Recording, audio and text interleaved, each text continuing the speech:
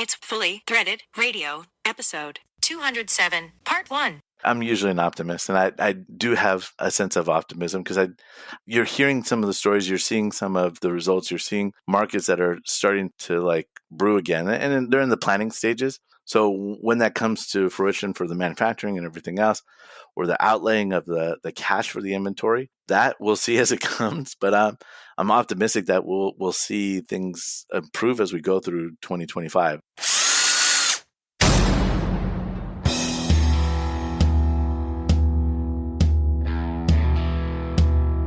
It's time for Fully Threaded Radio.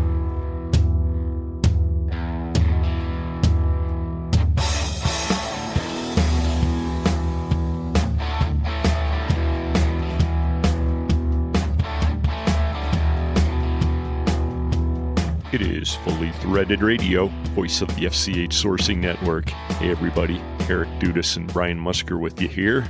Once again, it's episode 207, part 1. Brian, we're still doing this experiment with the compressed version of the podcast. Are you comfortable with this? Yeah, I am.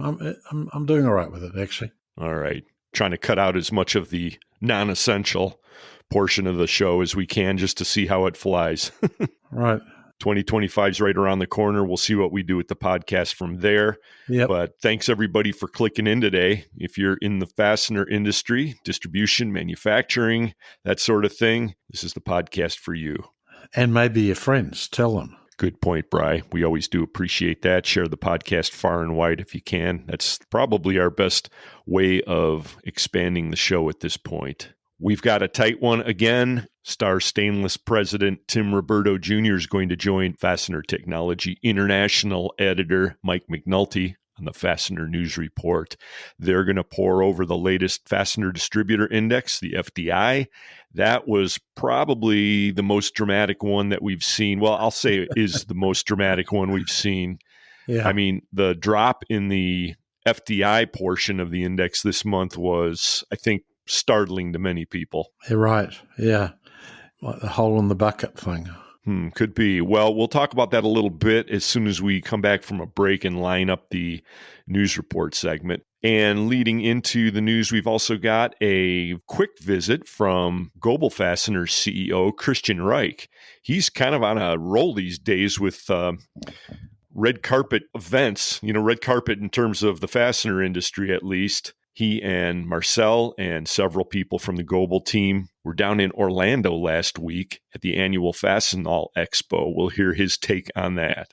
That would be actually very interesting. I mean, you have to be sort of an elite group to get invited to the Fastenal Expo. A lot of people wish they got their invitations for that thing. And of course, if you're a Fastenal person, you were meeting down there with some, I think, close to 2,000 of your fellows.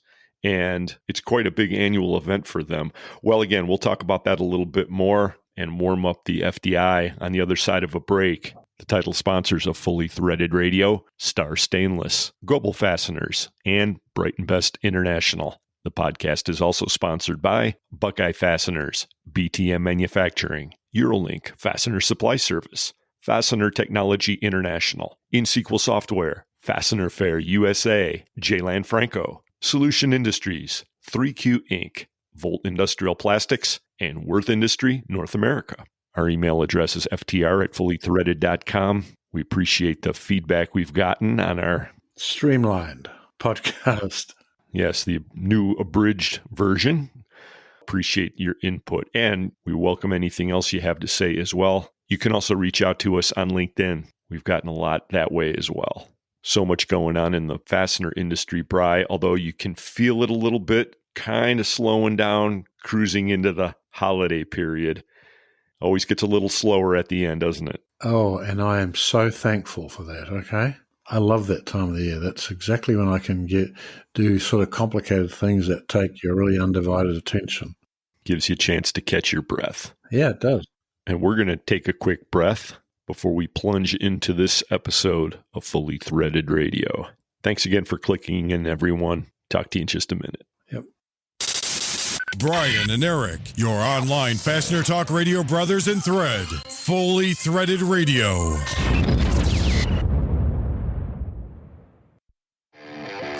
BBI socket screw products are subject to rigid quality control procedures during their fabrication to ensure they meet all applicable ANSI, ISO, DIN, and ASTM standards, ensuring quality and excellence.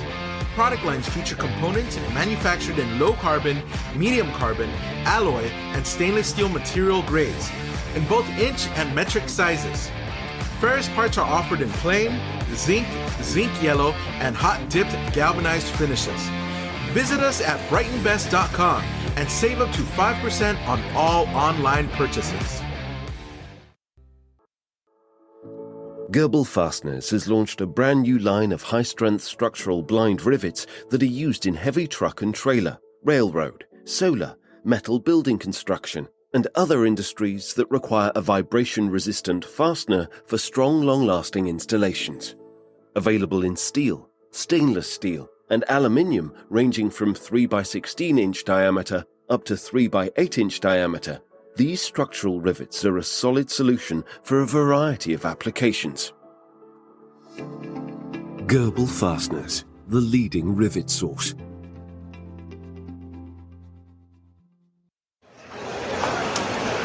Harry, how's your search for new software going? We've looked at a lot of systems, some with the same old technology, and others didn't seem like they knew much about what we did or needed.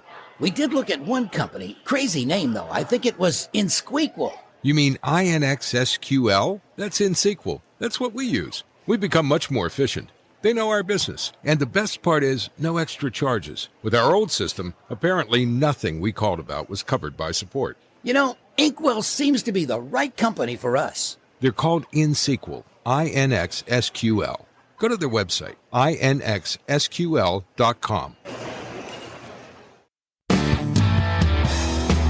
Hey, this is Bob Baer with Abbott Interfast, and now back to Brian and Eric on Fully Threaded Radio.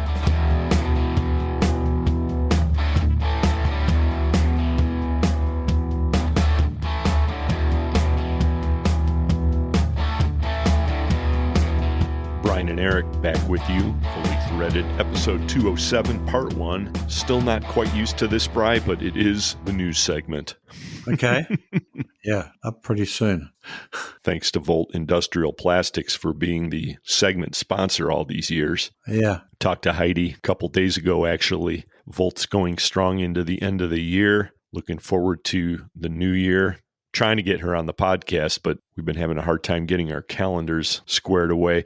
Hey, speaking of the Fastenal event, we're going to hear from Christian Reich in just a minute. He and Goebel were down there at the annual Fastenal Expo. Uh-huh. You had a quick jaunt down to Florida last weekend, didn't you? I did indeed, down to Fort Lauderdale, actually. Not fastener related, though, was it? Had absolutely nothing to do with fasteners at all. It had to do with meeting up with a couple of friends of mine from Germany who were over for 3 days from Cologne. So we had a lot of fun. It was good. I'm glad you were able to get away. You didn't bump into any Fastenal guys in the airport, did you? Not that I recognized at all, actually. Okay. I'm thinking it was probably like a blue swarm down there at certain times. Oh, yeah. Nothing flying out of Chicago. Okay. Well, they sent a whole lot of people there. Oh, yeah. Yeah, you can see them come wandering through in droves through the IFE, the International Fastener Expo. Team Blue's always on the move. Well, we're on the move, too. We've got quite a bit going on with our ongoing Luigi project. You'll be hearing more about that as the podcast continues into 2025. And one of the things we're doing, and you're heading this up, Bri, is doing this AI, what would you call it, training? We're training the AI. Is that how you guys are calling it? Well, that's the ordinary English way of saying it. We're training it into to recognize the different attributes of fasteners, much the same way the scrubber does, but it's surprisingly accurate. And the thing that really surprises me is that, I guess lots of things surprise me, but the one that most does is that the ability or the ease with which it can pick a size out of a string of text, doesn't matter where it is, it can pick a size out easily from all sorts of other stuff, including part numbers. And to me, and the scrubber, that's one of the most difficult pieces of logic, is actually trying to isolate a size, say, next to a part number or a mil-spec number.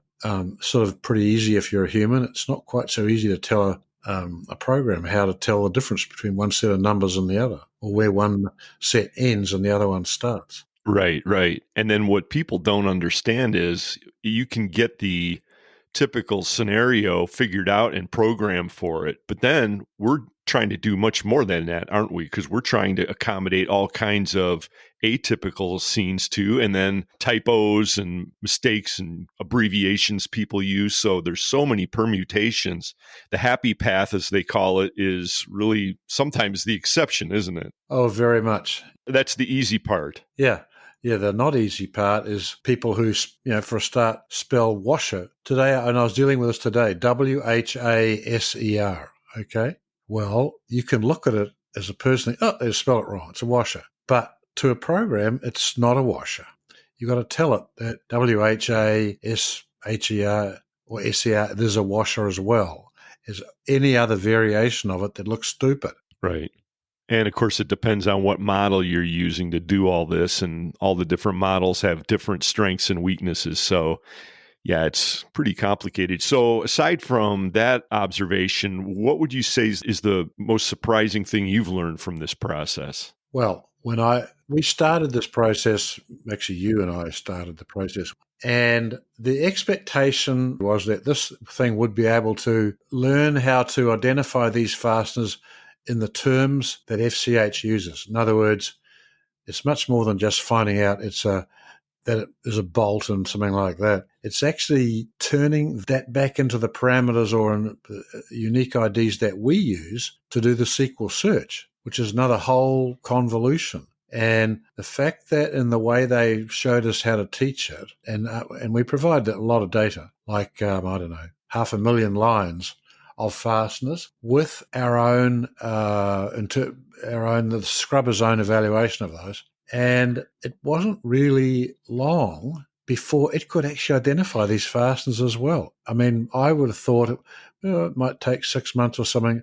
It managed it in about a month. It was quite fine. You could put any old thing into it. It could get a little bit muddled up with some things. And we sort of tried to confuse it a little bit with black oxide, and it didn't quite know if black oxide was plain or what it was, which is probably true of most people in the fastener industry too. But it was staggeringly accurate, even in a short time. And so we've moved on from there, and we're into, teaching it much more obscure materials and weird ways. It's quite happy to recognize a metric size based on whether the way Americans write it or the way Europeans write it. So overall, it's pretty good, very good. And it's probably ready for prime time much quicker than we thought. Well, there's a change of pace for once, huh? Oh, yes.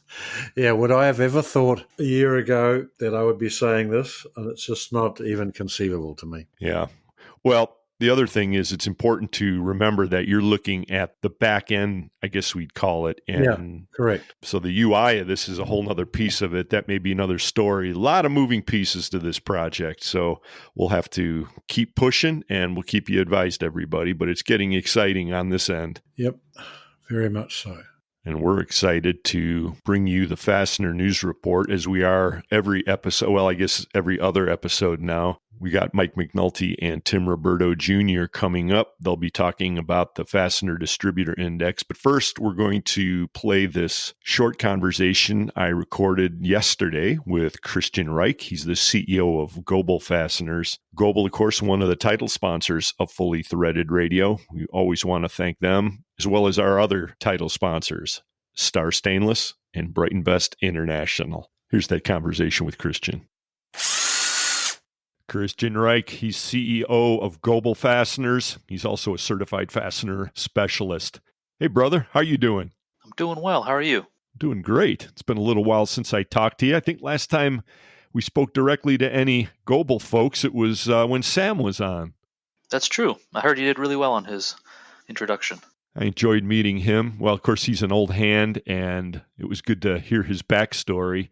But I saw a photo of you and the whole team. Marcel came in, and Mike was there, Sam, you all down in Orlando last week. You were at the Fastenal Expo. I just have to ask you all about it. You look very, very well situated there at the Expo.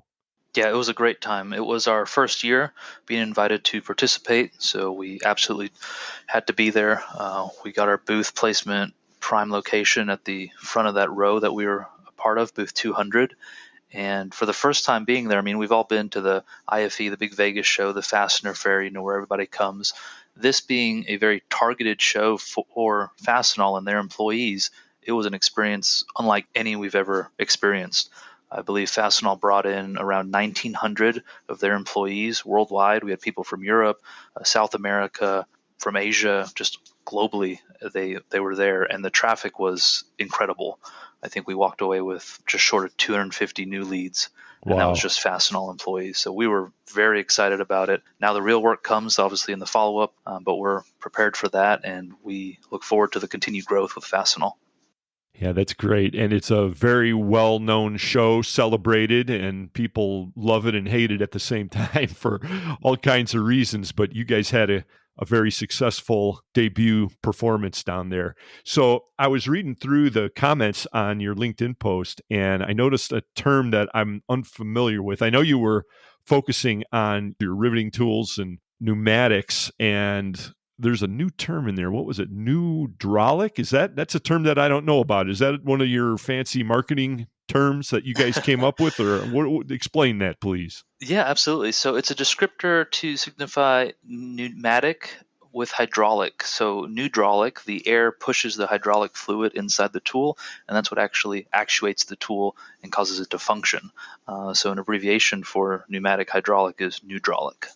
Well, that's a new one for me. And obviously the line that you have been promoting and that is branded for Goebel is the highest quality, and looks like you're having some pretty good success in the market with it. Was there a lot of interest at the Fastenal show on the tools? Absolutely, yes. We had quite a few interested people. They did some hands-on demos as well. We had air supply to the booth, so we were able to cycle function everything. Now, as far as the orders and things that you're going to get from participating in this show, is it connected at all to this new EDI initiative that Fastenal recently announced? I mean, you have to be participating in that, right? Absolutely. I know that's a big thing. Anybody that does business with Fastenal in the industry has received that notification. They launched it midsummer this year, where they created an initiative within Fastenal that all vendors had to be EDI compliant and essentially abide by their framework that they issued out on an SOP format. Long story short, we jumped at that. We wanted to make sure that we checked all the boxes so that we ranked on the highest level with them as a vendor. And so that is how we've been receiving and will continue to receive orders, is via their EDI partnership. Well, that's got to be pretty exciting for you guys. I know you're looking for every avenue you can find to move those tools and everything else in your catalog. What else is hot at Goebel these days? I mean, you're coming right off of this big event that you had in Europe and Germany, and Marcel's flying high, and your team is too. So what's next for Goebel? The next big thing for us is expanding our product offering. So we're targeting Q1 for expanding our two-piece lock bolt system. That's a pin and collar two-piece fastener. They're used in all the truck and trailer industries. If you ever look at an 18-wheeler going down the road, the heads on the trailer part, those are all lock bolts. And so that's something we're going to get into.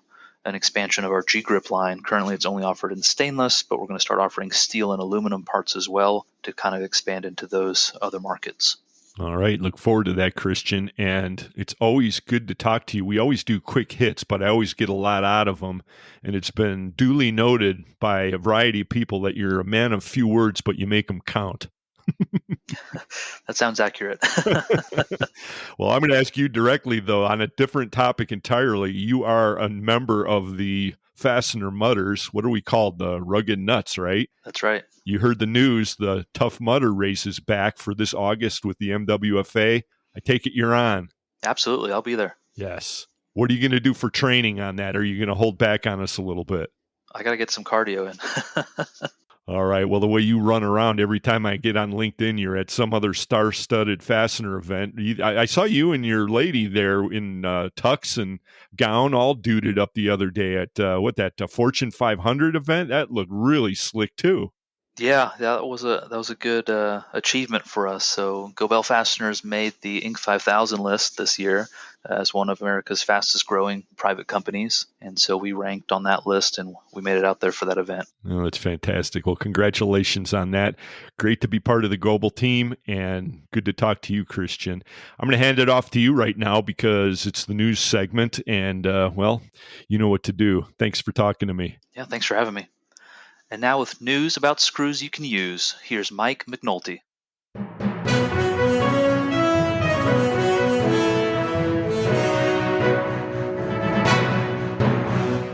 Thanks, Christian. This is Mike McNulty from Fastener Technology International magazine, bringing you the Fastener News Report, which is sponsored by Volt Industrial Plastics, makers of the world's finest plastic fasteners.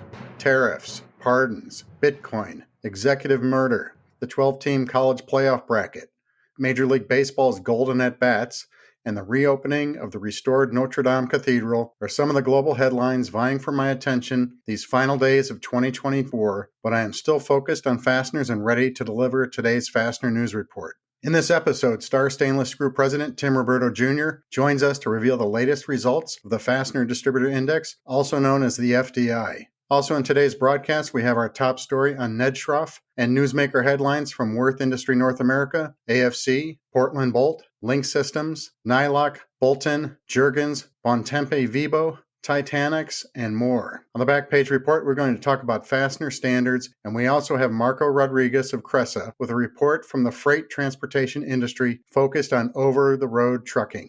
We'll get to all of that and the latest FDI results right after this. My name is Joseph Oltrauer. We got really good people. Work ethic, you know. You do a little more than what you're getting paid for. You know, I'm a great believer in that. That's how you get ahead. We are Volt. If you grow too fast, you can go broke real quick. And growing too slow is not as dangerous, but it's boring. We are Volt. We know how to build the tools, and if you don't have the tools, you can't do anything. Volt Industrial Plastics, makers of the world's finest plastic fasteners. Regardless of the required size, materials, or finish, Eurolink has the European resources to meet your hard-to-find metric fastener demands. How do we do it? Eurolink has access to more than 100,000 quality metric parts. With daily air freight shipments and monthly sea freight shipments, we have the ability to solve your toughest metric fastener supply issues. Just think of us as your heavy metal rock stars. To learn more about how we can rock your fastener world, just visit us at eurolinkfss.com.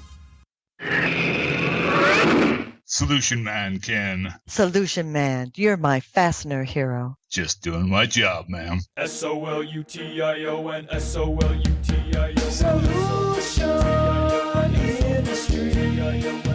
We are Solution.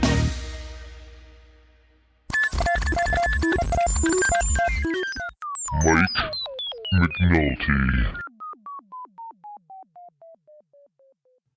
The seasonally adjusted Fastener Distributor Index for November 2024 plunged more than 10 points to 46.4 versus 56.5 in October. This was the lowest FDI of 2024. The forward-looking indicator, also known as the FLI, was fairly stable at 52.3 versus 52.6 last month, the third straight month above 50. Fastener Distributor Index data is collected and analyzed by the FCH Sourcing Network and Baird. The FDI seeks to identify demand, pricing, and outlook trends within the American fastener distribution industry. To get some insight on these results, we're going to talk to Star Stainless Screw President Tim Roberto Jr. Hi, Tim. Thanks for joining us on the Fastener News Report. Yeah, thanks for having me, Mike. Always enjoy conversing with you on this. Good to have you back. Last time you were on was April 2024, so we're several months past that. What do you think about the latest FDI results? Yeah, I can't say it's a big surprise with what we saw in November, what we felt in November. Even with the holiday season, I know it's seasonally adjusted, but at the same time, you could sense in a feeling of a slowing down in certain markets. Again, with a bated optimism, and I think that's why you saw on the other side, and I know we'll get to the FLI, but in the FDI, I think people are seeing it right now, and they're feeling it right now, that it's slowing down a little bit towards the end of the year for what they anticipate maybe a ramp up into the beginning of the year of 2025. Yeah, so I mean, you point out we have a little bit of a mixed bag. We got the FDI down and the FLI up. And last time you were on, I was looking at the numbers. They were also mixed, but they were the opposite. Yeah, had a good above 50 FDI and a below 50 FLI. So the tide has changed a little bit. And we'll jump into some of the numbers. These sales, deliveries, and customer inventories were all down, while respondent inventories and month-to-month pricing rose a little bit, and then respondent inventories and year-to-year prices were flat. Is that pretty much what you guys are seeing too? Yeah, that tracks for the trajectory that we've seen on our side as well. Again, I have to say that the FLI, I think, kind of where we are hanging our hat on is this idea that people are having a sense of a little bit more confidence, but not immediate confidence that it's coming maybe in the latter part of the first quarter of 2025. And I think that's where you're seeing some kind of excitement in the FLI, which it is kind of been a mixed bag in itself throughout the year. But I think this is a little bit more promising that people are feeling it. I think it's going to be better. Yeah, that's kind of what I'm sensing too. The number that kind of was opposite was the PMI rose to 48.4 versus last month's 46.5. Yeah, it seems to be trajecting in that way as well. They bumped up the FDI, so maybe, and people before have talked about the FDI is a little bit of an emotional thing. So maybe that we're a little bit more emotional than the purchase manager people.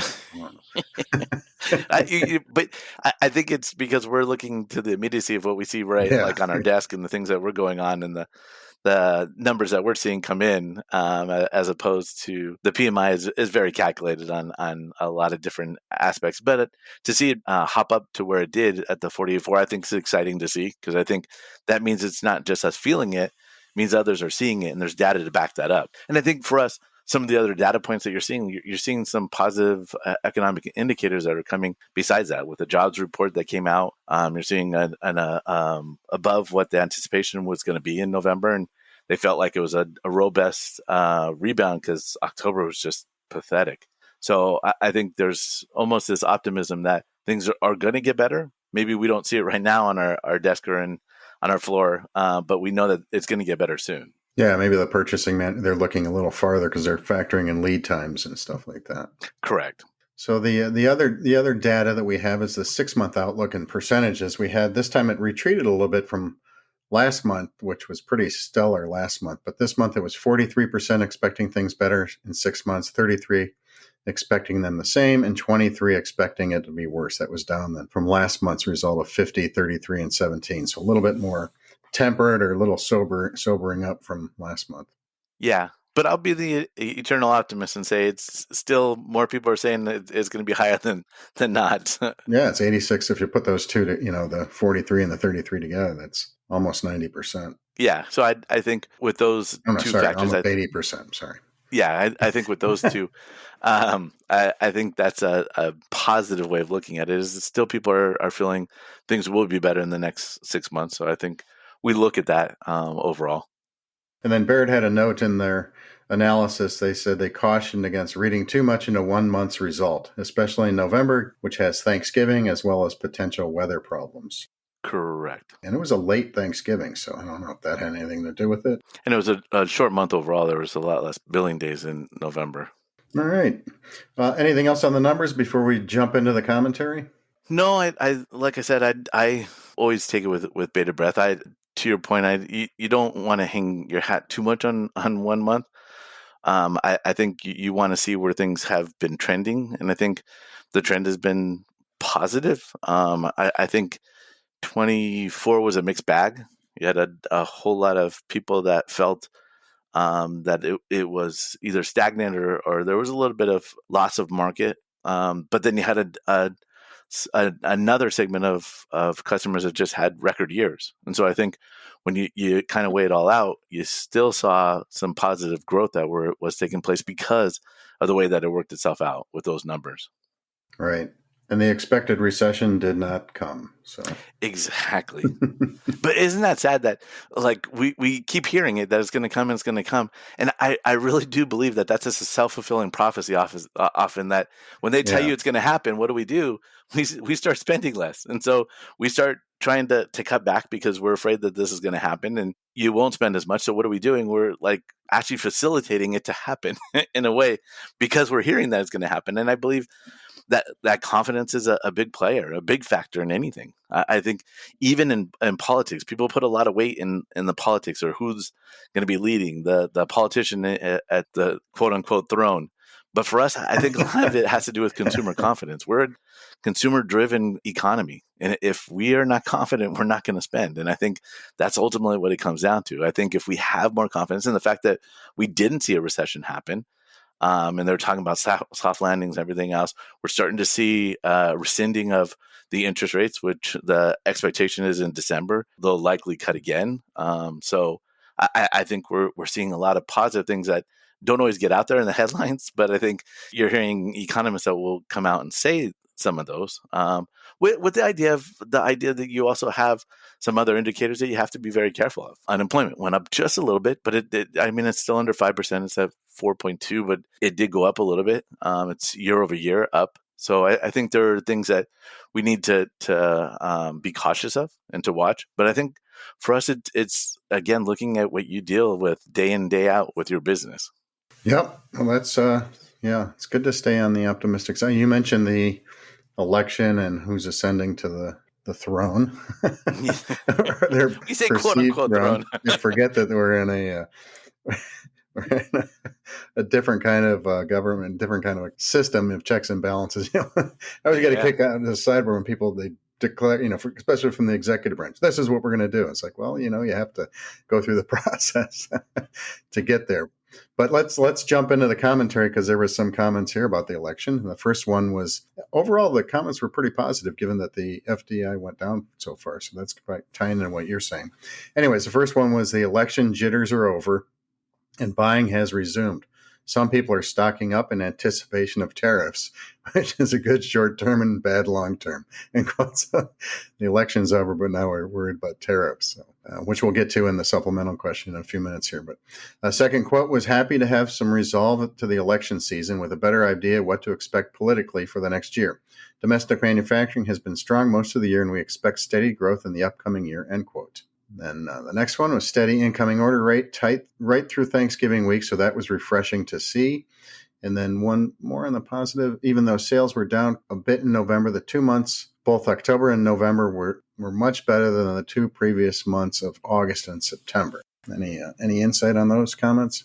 I think to your point, you hear some bated optimism, but there's optimism there, even with the FDI numbers that we see come out, which I think speaks to what the FLI and what we're saying is, I think people are optimistic that better things are coming. When that's going to happen, I don't think anybody's going to know that for sure. But at the same time, I think people know things are getting better. And so we're kind of building up to that. It was interesting to see them mention domestic manufacturing that's improving. I know lead times have been long on domestic product just because they're very busy.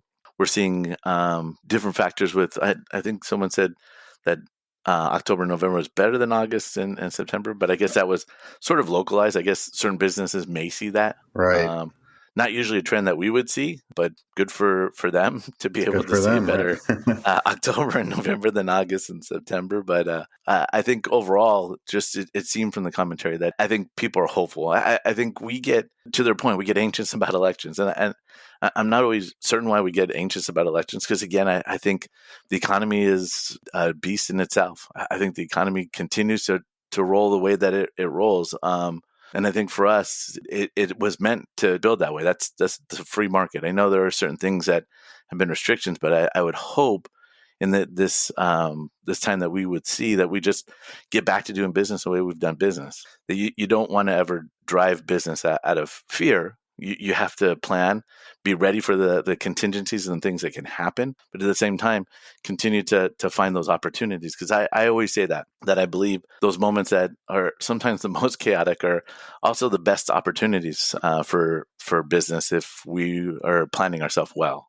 Yeah, take advantage of the chaos and the fear and jump in. Just be ready, yeah. And I think when people look at trends and trajectories, I think they continue to play themselves out. I think you just have to kind of to know the pulse. And I think that goes back to knowing your market, knowing your customers, knowing your suppliers, having those conversations. I think those are all important things to do. All right, I've got two more comments which were not as positive as the first four. First one is November sales were 12% lower than October, but this drop was forecast as it is a seasonal decline that our business experiences every November and December. And then the last comment was our core industrial OEM business continues to be suppressed. While there are many examples of specific OEM customers with strong backlogs and bright outlooks, there are more examples of the opposite that are making for difficult year-on-year comparables. The causal effects of the election, inflation, interest rates, etc. have been impossible to quantify. But like everyone, we're hoping that they are in fact real so that we can expect some rebound as they are resolved. Get them resolved and rebound next year. Yeah. And I think you're seeing that kind of sentiment even in the marketplace, that there's a sense that there will be a rebound. I think people are, again, cautious because it's always hard. I think forecasting has become so difficult these days because you're forecasting on a lot of times, sometimes behavior. Behavior is so hard to forecast. But at the same time, I think it's about planning. And I think they're not necessarily negative comments. I think the idea of knowing that you've already budgeted, good for them to budget lower, knowing that that's what November normally does. The other comment on the OEMs, I think that plays itself out. There are certain OEMs that have been a little bit slower, and I think it just depends on the breakdown and the variance that you have in your business, the differentiation you have in the markets to be able to kind of see that through as you get those little slows or the little lulls in the market. Okay, let's move on to the supplemental question, which might be the barn burner. This month, respondents were asked for their thoughts on the impact of tariffs on U.S. fastener markets. The results, they're in the report, people get the results, but 43% of the respondents lead towards the comment, there will be mixed results, but I support tariffs. And that was followed by the next category, which 30% of the people said the tariffs will hurt, I do not support. And the next group was 13% said they will help, and I support them. And then the final big chunk was 10% replied that there will be mixed results, but I do not support them. So if you kind of combine that, you got 56% of the respondents support them one way or another, and 40% do not support. And then there was lots of interesting comments, but before we get to those, you want to weigh in on the tariffs, the double-edged sword? Yeah, I think you say it well. It's a double-edged sword. Why is it a double-edged sword? Well, I mean, when you're talking about a global increase, that means everybody's seeing that increase. That's just a price that goes up. I remember Barry Porteous once saying, price increases across the board are not a bad thing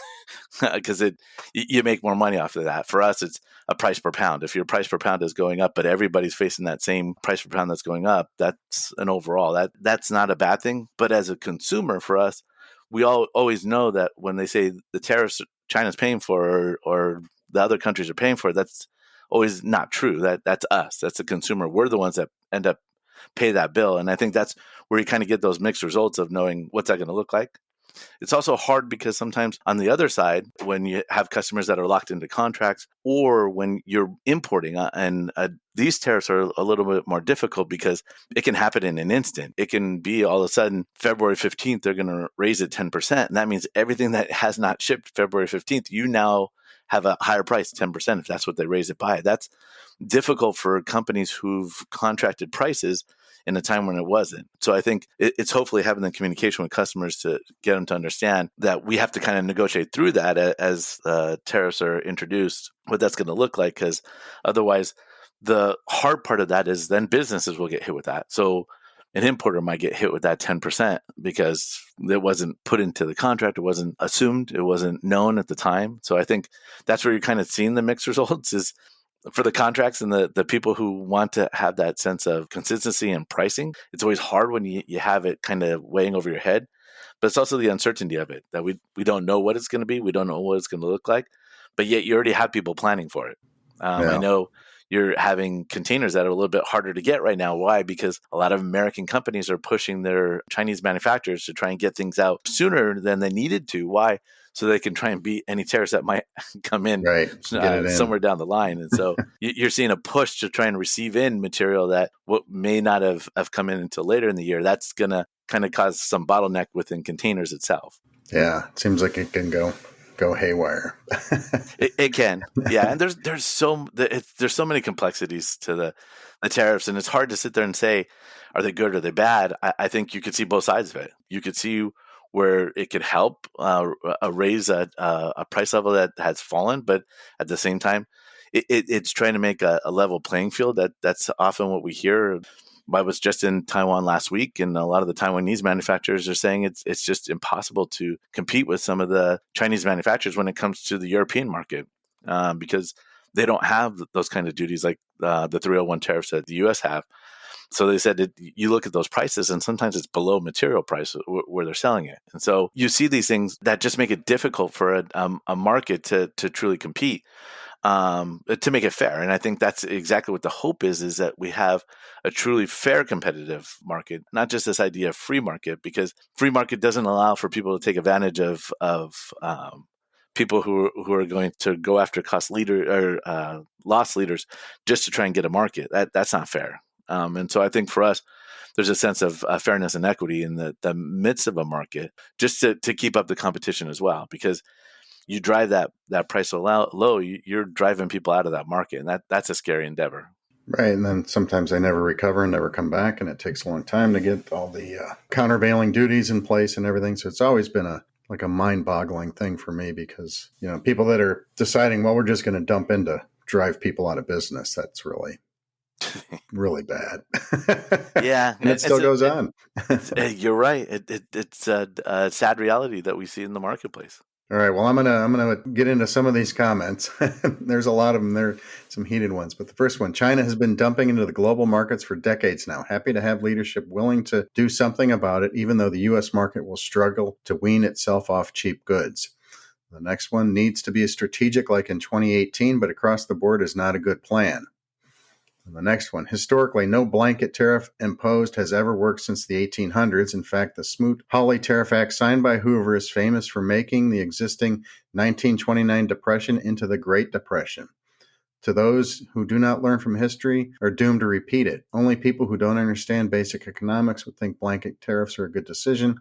Note that certain countervailing duties are proven effective, but those are not tariffs per se.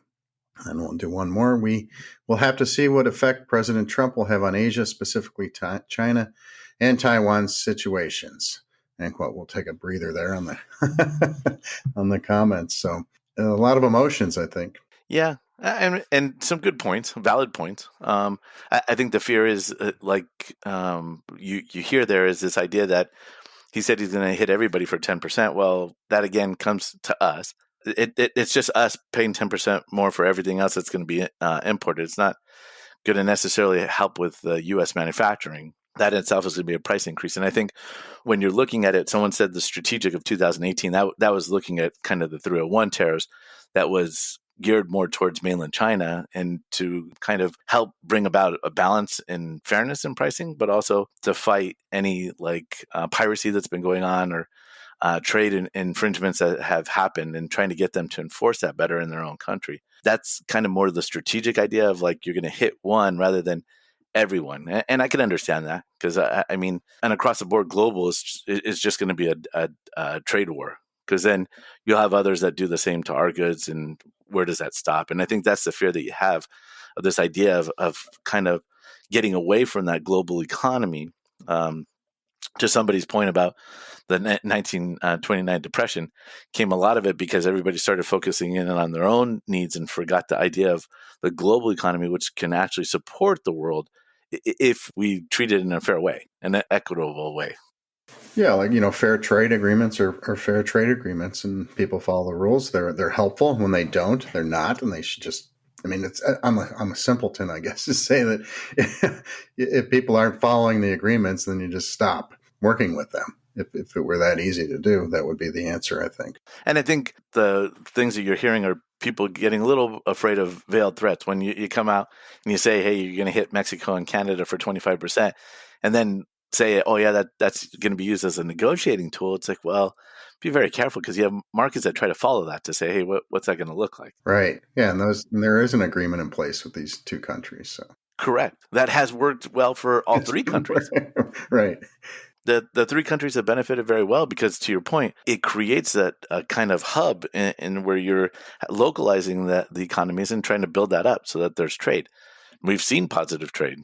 We have a lot of goods that go into Mexico and Canada from the U.S. It's not just the U.S. always importing, and we've actually seen trade deficits go down because we're exporting more these days because of the manufacturing that we're starting to kind of try to rebuild. That's going to take a long time to do. It doesn't happen overnight. Yeah. I mean, there's a lot of good there, and we'll jump in. There's some comments on North America here, and then there's also, you have the countries that, to get around these either countervailing duties or other things, build factories in other countries and like shadow places in there. So they're, making their chess moves ahead. So, maybe some of that's aimed at stopping that as well. So let's jump into comments. Canada and the USA need to band together and sign a bilateral agreement to exert pressure on China and Mexico as a conduit to cheap Chinese EVs and products in the Canada and USA. The USA needs energy and Canada has it. Those northern states don't need a 25% on Canadian oil. Let's make a deal, and I'm quite sure we will by the summer of 2025. Then another comment, worried about trade tariffs could cause margin and supply issues. Nobody wins trade wars. And then the next one, if it is a level playing field, we will all have to deal with them. Then another comment, tariffs in general, a bad idea, just dumb. I support a free market. We might as well round this out. People don't understand who actually pay those tariffs. People think we're punishing other countries, but that money goes to the U.S. government. And the last comment, of course, it will hurt temporarily until it all balances out. Then business as usual with a bump in USA manufacturing. A long time coming. We've got everybody's all over the place here. Yeah, we got some strong feelings there. I mean, I don't know. I don't know what the answer is, but I do know, there's problems. Things need to get sorted out. I would say on balance, it's good that they're getting addressed. Yes. Yeah.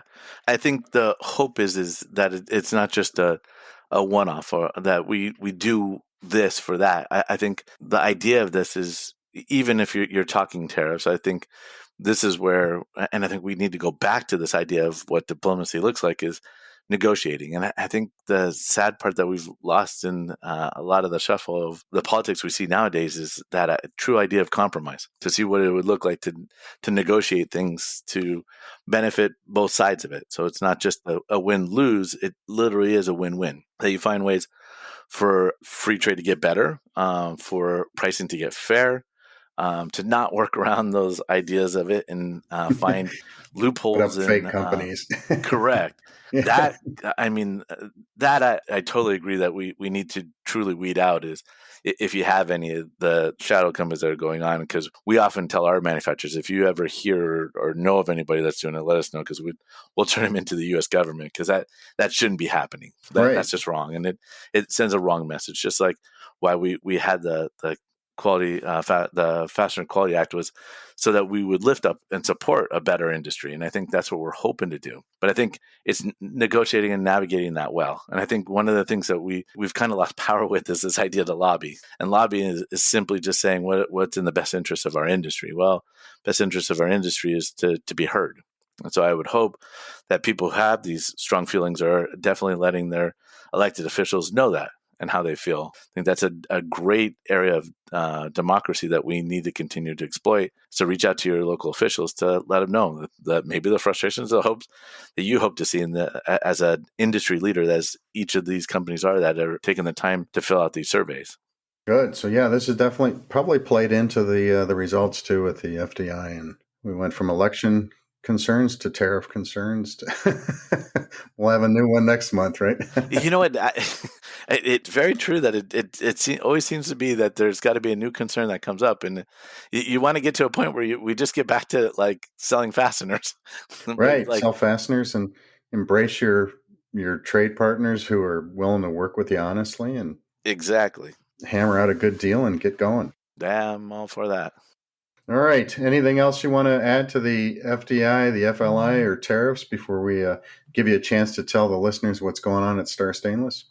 I think on the concluding side of that, I think it's, again, for me, I'm usually an optimist, and I do have a sense of optimism because you're hearing some of the stories, you're seeing some of the results, you're seeing markets that are starting to like brew again, and they're in the planning stages. So when that comes to fruition for the manufacturing and everything else, or the outlaying of the cash for the inventory, that we'll see as it comes. But I'm optimistic that we'll see things improve as we go through 2025. And so the feedback that we've heard from customers as well is the same, that they're looking for a rebound in 25 over 24. And so I think that definitely plays into the FLI. And I think, to your point that we made a couple of times, is like we had 1 month, and we'll have December's probably going to play very similar to November because it's seasonal with many holidays and lost business days, and usually get a little bit of weather that hits towards the end of the month. So I think we kind of look to see what we do to plan ourselves, to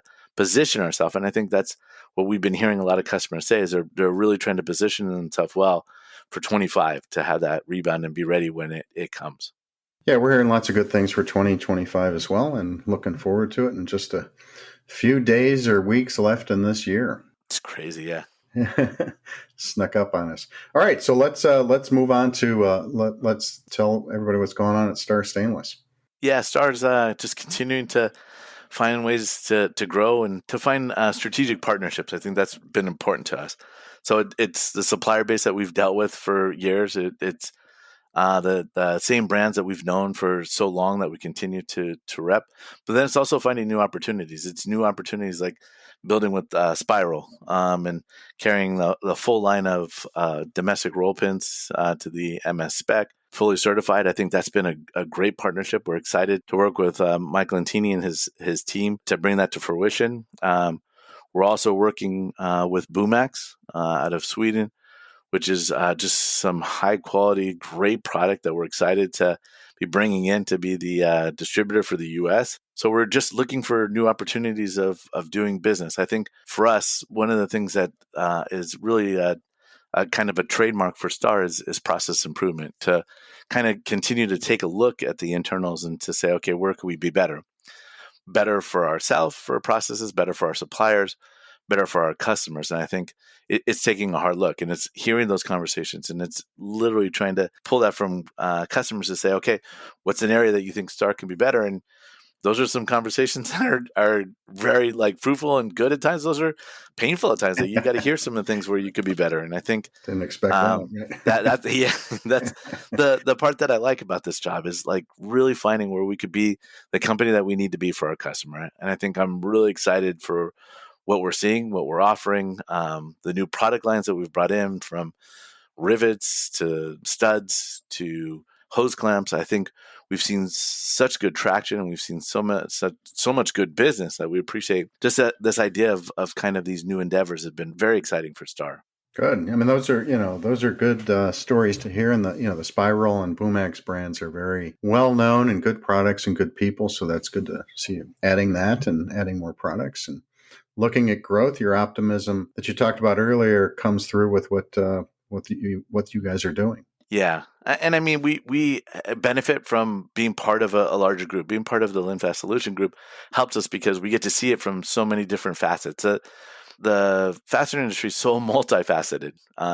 Steel, metric, stainless. You have all these different aspects and components to it. But because we have so many companies within our umbrella, working together with the Lindstrom and the Stelfast and the solutions really help us to get a better understanding of the market and to see where we could be better as a company. I think those are exciting things to see. Yeah, that definitely seems like it's producing some good fruit for you guys. Oh, yeah, it totally has. We're very excited about it. I'm always waiting for the next one to be joined or added to the group. Yes. As a news person, I'm like, okay.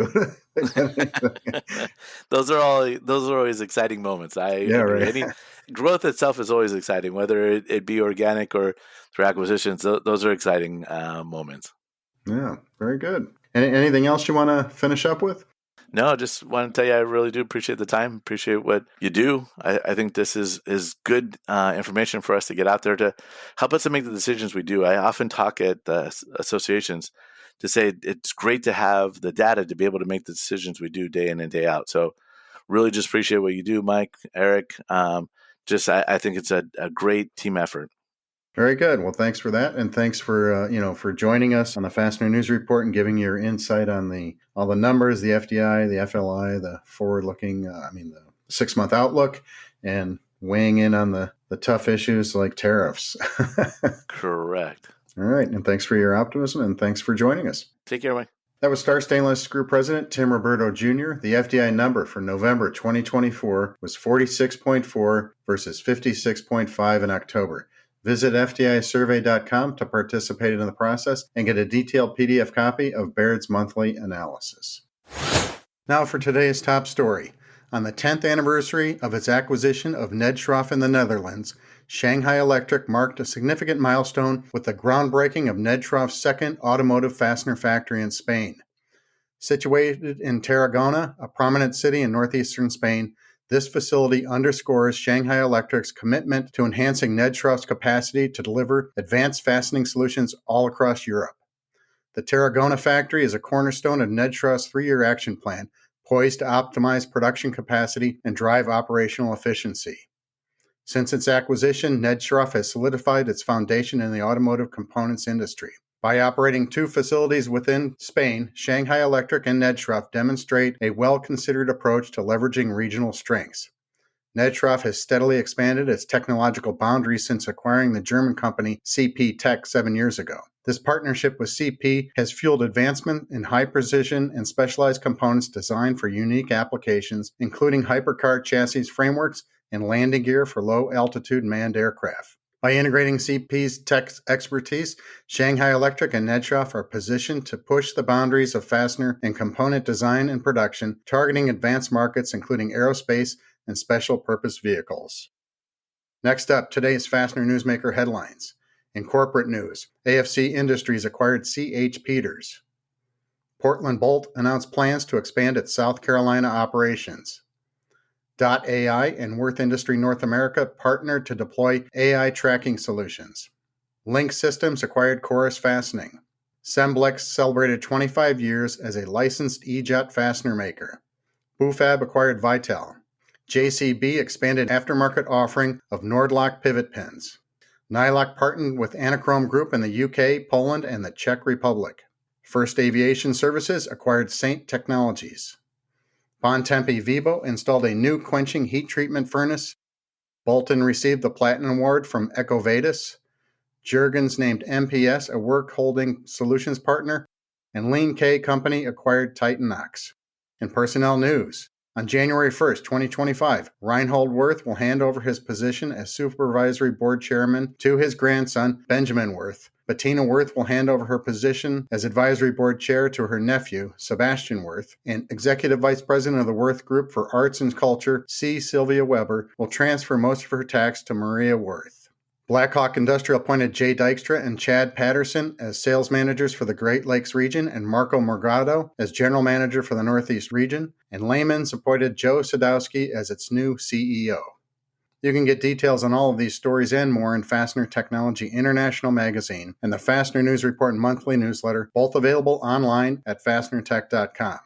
Next up, and before we turn to the back page report, here's Marco Rodriguez of Cressa with a report from the freight transportation industry focused on over-the-road trucking. Hi there, Fully Threaded Radio listeners. It's Marco Rodriguez with Cressa, your industrial real estate partners. I'm here to present the third quarter industrial real estate update, giving sellers of threads, rivets, and clips what they need to know about the big concrete boxes they work and keep their products in. We track all major markets, but for the sake of time, this report only covers 7 metro areas. Down in Atlanta, the weather has cooled off a bit, but rents rose 7% to $9.54 per square foot, still the lowest in the top 7 markets. As the air chills in Chicago, rents increased 4% to $9.65. And Dallas rents are doing much better than the Cowboys at $9.69, which is a 6% increase over the same period last year. The sun is finally starting to set on the West Coast industrial rents. The Inland Empire was practically flat at $13.75, and LA was actually down 4% to $18.30. Miami is caliente, with the highest rents among the top 7 at $20.22, a whopping 3% increase. And finally, my good fellow friends in New York and New Jersey are paying $9.67, which is also a 3% increase. But wait, there's less. What about sales prices? Because most FTR listeners are likely leasing their building, we decided to replace sales price information with wage and unemployment data. So here are the third quarter wages for the laborer occupational code, which is a classification for most warehouse workers. Atlanta is at $18.46 with 3% unemployment. Chicago is at $20.64 with 6% unemployment. Dallas is at $18.48 with 4% unemployment. And the Inland Empire is at a whopping $21.37 with 5% unemployment. Oddly, LA is at $19.80 with 6% unemployment. That might have something to do with the additional labor supply in the LA center. We look at Miami wage rates are at $17.94 with 4% unemployment. And finally, New York has one of the highest at $21.35 with 5% unemployment.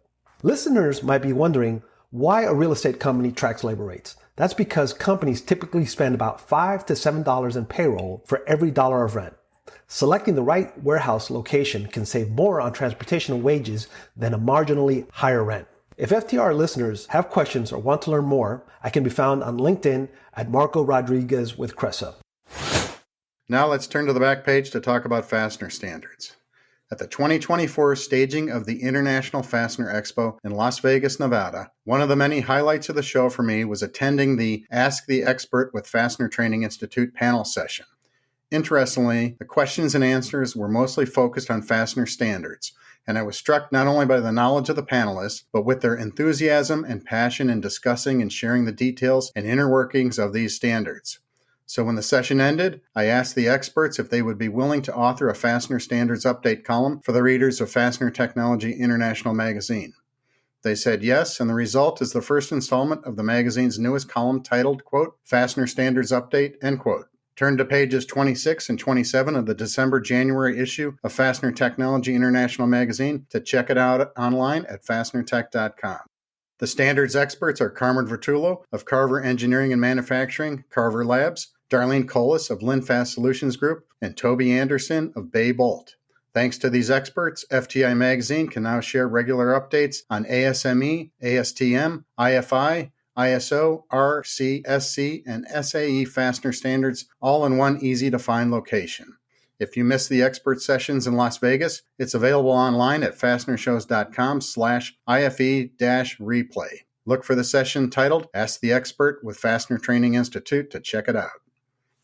This is Mike McNulty of Fastener Technology International magazine, bringing you the Fastener News Report and wishing everyone a nice Christmas season and a great 2025. Please send your news, pictures, comments, corrections, or complaints to me at mcnulty@fastenertech.com.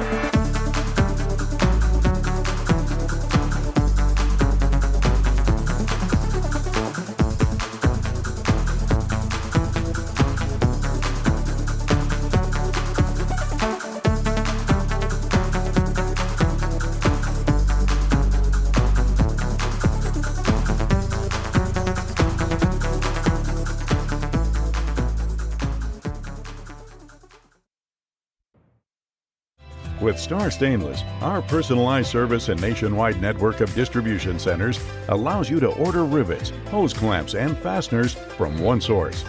Star continues to be your one-stop shop to consolidate vendors, reduce transactions, and save on shipping costs. Choose Star Stainless for a comprehensive inventory that meets all your hardware needs. Star Stainless Screw Company is a division of Linfast Solutions Group.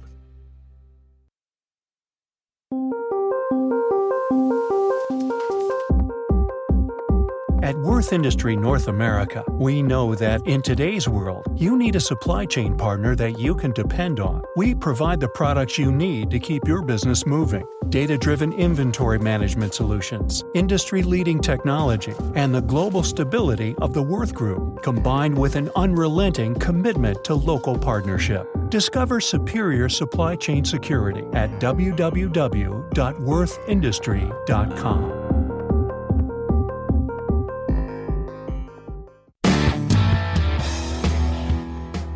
This is Leo Core, editor of Distributors Link magazine, and you're listening to Fully Threaded Radio.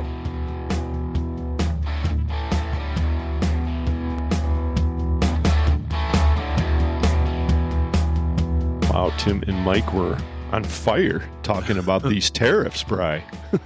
Yeah, I have a completely different view of tariffs to an incoming president, I have to say. I think most of the, Nobel economists, they say that tariffs only hurt the people within the country who impose the tariffs, because all they do is increase the price of something, and the only people who pay for that price are the people who are buying products affected by the tariffs.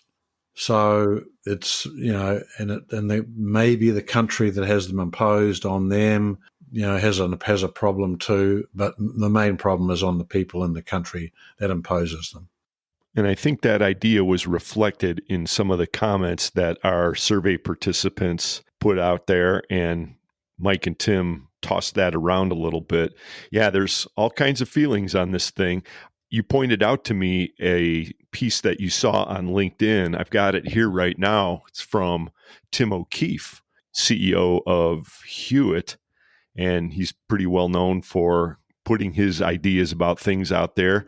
He says, well, he said a couple things, but the takeaway, I think, from this post that he put on LinkedIn is, I predict the 25% tariff will stimulate the Chinese to devalue their currency, and suppliers will cut pricing, mitigating most of the tariff. The next 15%, if enacted, will have the most impact. Well, I'm not sure what to make of that necessarily, but it's definitely an idea. Yeah, I think there's a lot of moving pieces to this. Right. And Tim goes on to say that he thinks that now that Trump's taken a sideways swipe at, Mr. Trudeau in Canada, may even just move on and not even bother. Ooh. Thanks to Mike McNulty and Tim Roberto for the Fastener News Report today and their discussion on the Fastener Distributor Index. Thanks also to Christian Reich of Goebel Fasteners. Congratulations on your continued growth, and boy, we're just so happy to be a part of that team. Yeah. The title sponsors of Fully Threaded Radio, Brighton Best International. Tested, tried, true, Brighton Best. Goebel Fasteners, quality the first time. Go Goebel. And Star Stainless. Right off the shelf, it's Star. Fully Threaded Radio is also sponsored by Buckeye Fasteners, BTM Manufacturing, Eurolink Fastener Supply Service, Fastener Technology International, InSequel Software, J-Lan Franco, Solution Industries, 3Q Inc., Volt Industrial Plastics, and Worth Industry North America. Once again, the email address, ftr@fullythreaded.com, or catch us on LinkedIn. We're grabbing as much feedback as we can these days, so perfect time if you got something to tell us about your ideas for the platform, the podcast, and so forth. We've got another episode right around the corner. It's almost in the can. That'll be episode 207, part 2. 207B. Okay. If you please, Bri. This one features the new president of the Metropolitan Fastener Distributor Association, a group that we haven't talked to before on the podcast, at least not in the context of the MFDA. No. Robert Rundle will be with us, and we'll have Carmen Bertullo's Fastener Training Minute. Another tight one. Good. Bite-sized. Perfect for your holiday enjoyment. Stocking stuffer size, Bri. Okay. And in keeping with that theme, as promised a couple episodes ago, we're going to redux J.R. Prowl's The Gift. Oh, cool. So if you haven't heard that one ever or in a while, I think it's time to dig that one out and get you in the mood to maybe take off a little time, drink a little too much eggnog, perhaps. You're right. Until then, we still have some work to do, Bri, so let's call this one a wrap. Thanks, everyone, for listening in. Yep. For Brian Musker, this is Eric Dudas. Get out there, sell some screws. We'll talk to you again very soon, and thanks for listening. Yes. Till next time, okay?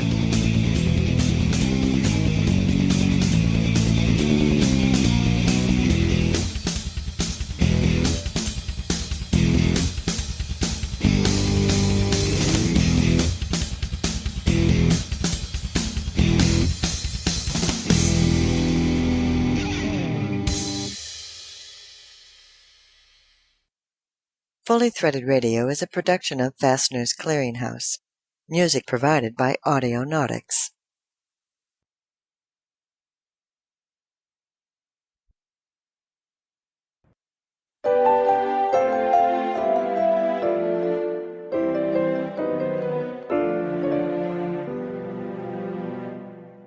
As the year ends with such a widespread diagnosis, some call it COVID, some say it's psychosis, but who knew it would be fall, the most healthy reindeer of all. Rudolph the thread-nosed reindeer doesn't have a job this year. No mask will stay on his nose. Everybody runs in fear. All of the other reindeer signed up for their UBI, called him a super spreader, told him he could go and die. Then one fraudulent election eve, Bill Gates came to say, Screwdolf, take this shot today. We'll give you cash on your RNA. Then all the reindeer loved him. Into quarantine they went. No end to all this bullshit. It's worse than hydrogen embrittlement. It's worse than hydrogen embrittlement.